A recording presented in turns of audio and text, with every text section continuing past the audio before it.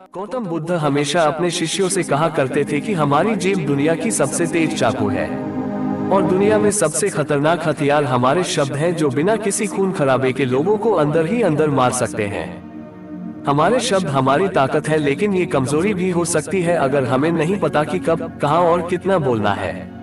यदि हम सही समय पर सही इरादे से सही शब्दों का प्रयोग करते हैं तो ये हमें एक सफल व्यक्ति बनाता है, लेकिन अगर हम सही समय पर सही इरादे से सही शब्दों का प्रयोग नहीं करते हैं तो ये हमारे जीवन को नर्क से भी बदतर बना सकता है।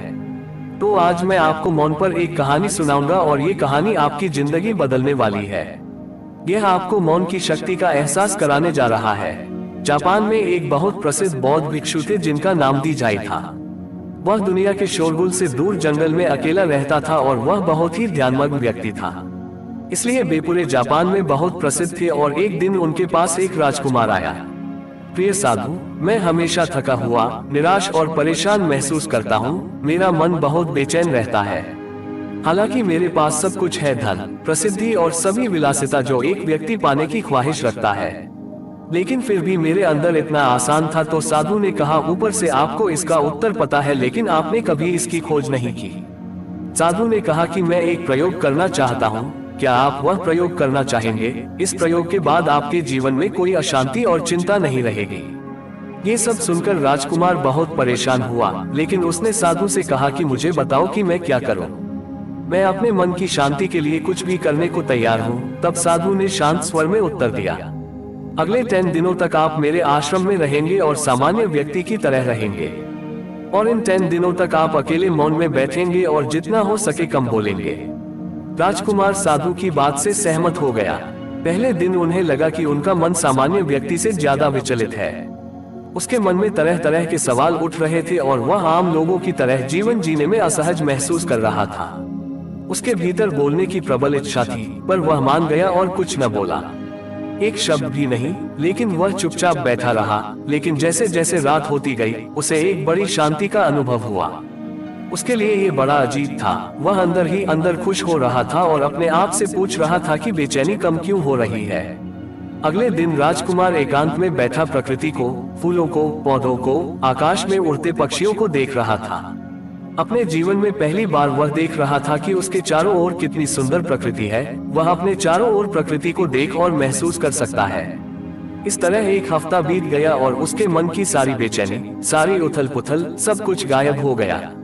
8वें दिन की सुबह राजकुमार की आंखें अपने आप बंद होने लगी और वह गहरे ध्यान में डूब गया। उसने आंखें बंद की, गहरे ध्यान में चला गया। कोई चिंता नहीं थी, मन में अशांति थी। राजकुमार को भीतर ही भीतर गहन शांति का अनुभव होने लगा। बाकी के 2 दिन गहरे ध्यान में बिताने के बाद राजकुमार खुद को एक बौद्ध भिक्षु के सामने पेश करता है। राजकुमार ने साधु से कहा कि प्रिय साधु, मुझे उत्तर मिला कि मेरा मन इतना अशांत और अशांत क्यों है।